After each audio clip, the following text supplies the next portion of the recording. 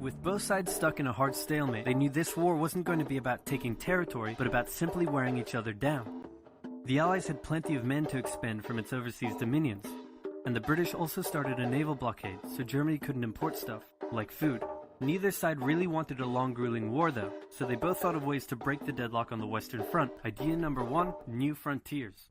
When the war first broke out, Australia was quick to take German New Guinea.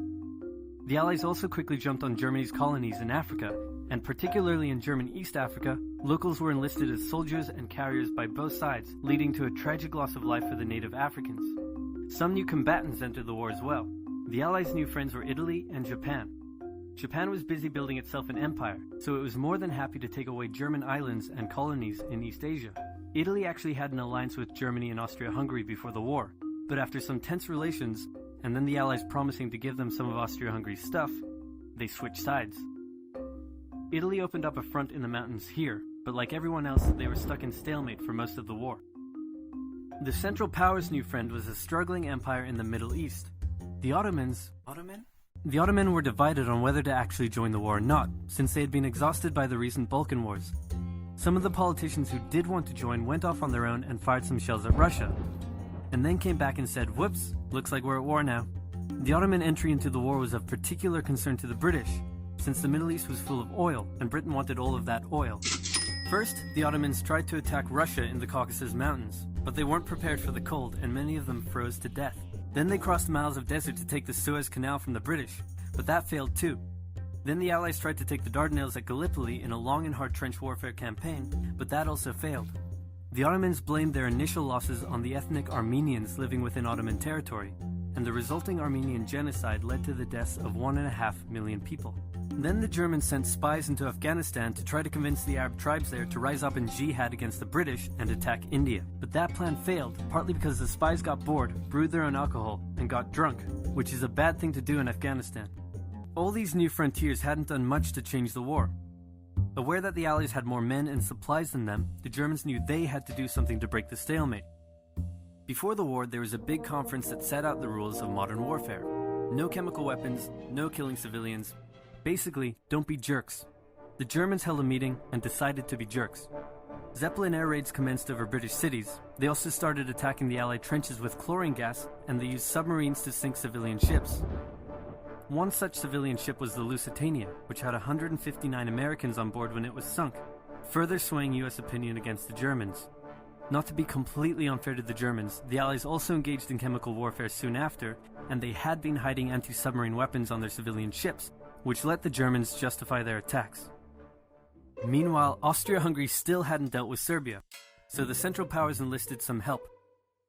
Bulgaria wished it was bigger and was still bitter about losing the Second Balkan War. The Central Powers promised to make all of Bulgaria's wildest dreams come true if they helped, so they signed on, and together they knocked out Serbia. The Serbian troops retreated through Albania, which was neutral but had some ties to Austria-Hungary. So Austria-Hungary entered Albania in a friendly invasion to chase down the Serbians, many of whom escaped by sea. It's 1916, and a lot is happening. As if they didn't have enough enemies already, Germany added one more to the list. Portugal had been getting a bit chummy with the Allies behind the scenes, and Germany didn't like that one bit. Around the same time, the only sea battle of the war happened. Both sides had a new powerful class of battleships called dreadnoughts, but they were so expensive to build that neither side wanted to risk losing them in a battle, so they kept them in port, except for one time when they had a big fight and a bunch of them got damaged, so they didn't try that again. The UK started conscripting men to the army, so they had plenty of reserves, which is just as well because the Western Front was about to get brutal.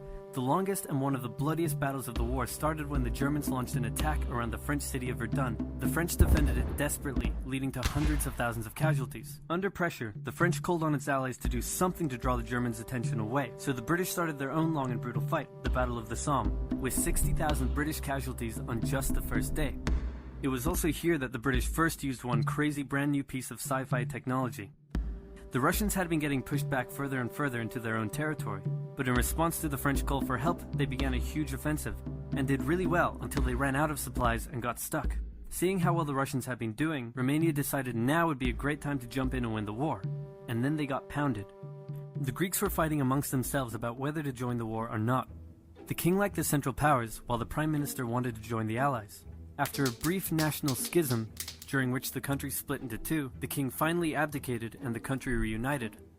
With Allied help, they began a new offensive.